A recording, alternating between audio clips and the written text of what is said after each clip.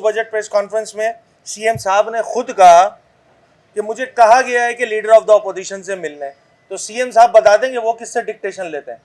और फिर उसी प्रेस कॉन्फ्रेंस में उन्होंने कहा भी था कि मेरे बराबर में नासिर शाह साहब भी बैठे हैं, अगर मैं कुछ गलत कहूंगा तो हम दोनों ही फंसेंगे। तो मैं आपको बता रहा हूँ क्या क्या गलत कहा है आपने, और आप लोग दोनों फंस चुके हैं। और अल्हम्दुलिल्लाह इतनी अखलाकी जरूरत है, मोबाइल बोलेंगे मैं मोबाइल खोल के दिखा दूंगा। यहाँ कमरों की बात निकल रही है ना, तो फिर तो मैं मोबाइल भी खोल के दिखा सकता हूँ। 12 जून को वजीर तवानाई सिंध नासिर शाह साहब मुझसे रब्ता करते हैं और इस ख्वाहिश का इजहार करते हैं कि जी वज़ीर आला साहब आपके साथ बैठना चाह रहे हैं। तो ये मैं आपके सामने बिल्कुल क्लियर कर दूं कि ये मुलाकात वज़ीर आला सिंध की ख्वाहिश पे हुई थी, अपोजिशन लीडर यानी कि मेरी ख्वाहिश पे नहीं हुई थी। ये ज़रा रिकॉर्ड की दुरुस्ती कर लें।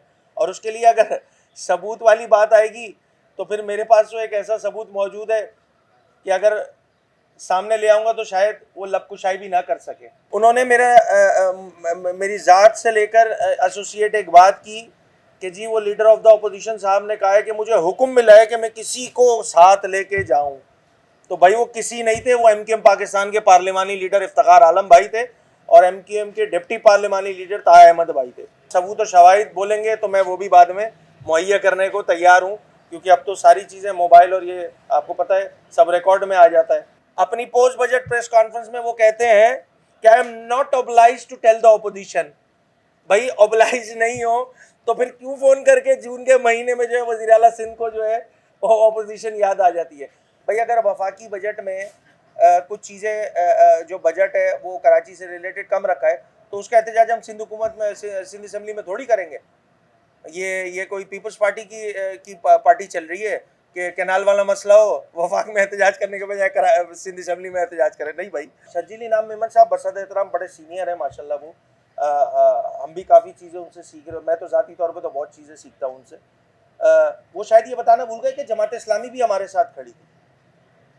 चूँकि उनको स्टेटमेंट पीटीआई से रिलेटेड देना था तो उन्होंने पीटीआई को मेंशन किया।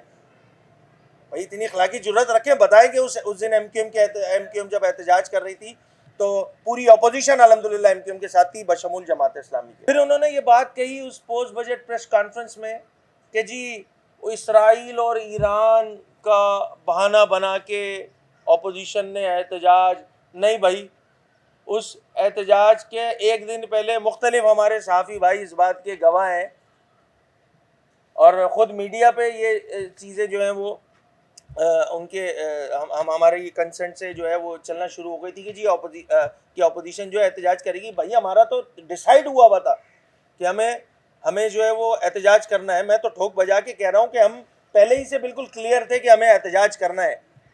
और एहतजाज की वजह मैं बता रहा हूँ कि रूल्स ऑफ प्रोसीजर के 143 रूल की वायलेशन हो रही है। वज़ीर आला सिंध साहब वायलेशन कर रहे हैं, असम्बली की प्रेस्टीज और प्रिविलेज को हर्ट कर रहे हैं और उस पर अपोजिशन से ये एक्सपेक्ट कर रहे हैं कि चुप साथ के बैठ जाए। तो नहीं जनाब, ऐसा नहीं होगा। उन्होंने कहा कि जी वो ईरान पे हमला हो गया था इसराइल का, उसके लिए करारदाद। भाई उसमें तो बात क्लियर हो गई थी, आप लोग खुद शाहिद हैं कि आपने देखा था कि जब ये बात सीएम ने कह दी थी कि हम ये वाला सेशन एडजर्न करके एक नया सेशन ले आएंगे और उसमें करारदाद पास कर लेंगे, तो हम तो जाके बैठ गए थे। हमारे जो स्टैंडिंग कमेटी फाइनेंस की है उसके मेंबर जो हैं साबिर हुसैन कायम खानी भाई, उन्होंने इस बात को पॉइंट आउट किया कि देखें ये फाइनेंस की स्टैंडिंग कमेटी में ये बात खुद तैमूर तालपुर साहब ने ब्यूरोक्रेसी को कही थी कि भाई जो भी बजट पेश किया जा रहा है, जो तजावीज़ आ रही हैं वो खुदारा स्टैंडिंग कमेटी को तो बताई जाए। और वैसे ही उस दिन बजट वाले दिन उन्होंने कान अपने बंद किए हुए थे, तो उनको हमारे मेंबर साबिर भाई की बात समझ में कहाँ आनी थी। माइक वैसे ही बंद किया हुआ था, बात उन्होंने कान अपने बंद कर लिए थे, तो वो अपोजिशन की आवाज़ तो उन्होंने वैसे ही सुनने का मूड नहीं था। यहाँ पर एक शहरी जो इदारा है केएमसी, उसमें ठेके लेने के लिए जो है वो 20 से 25% रिश्वत देनी पड़ रही है ठेकेदारों को। ये चल रहा है केएमसी में।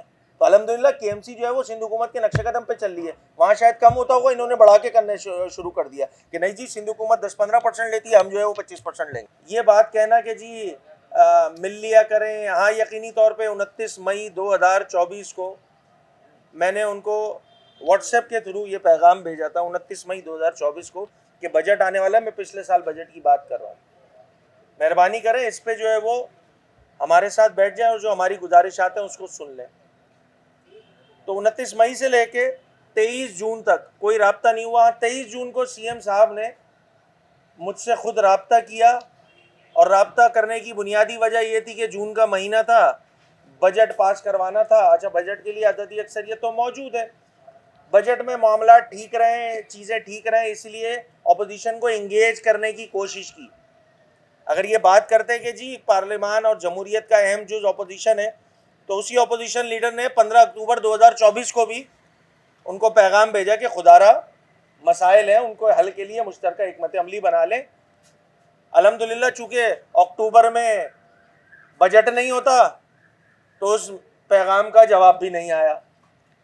फिर मैंने अगला पैगाम 28 नवंबर 2024 को सीएम सिंध को भेजा, एजेंडे के साथ भेजा कि सीएम साहब ये 5 और 6 रुकनी जो है एजेंडा है, 6 पॉइंटर एजेंडा है, इस पे हम आपसे बात करना चाह रहे हैं।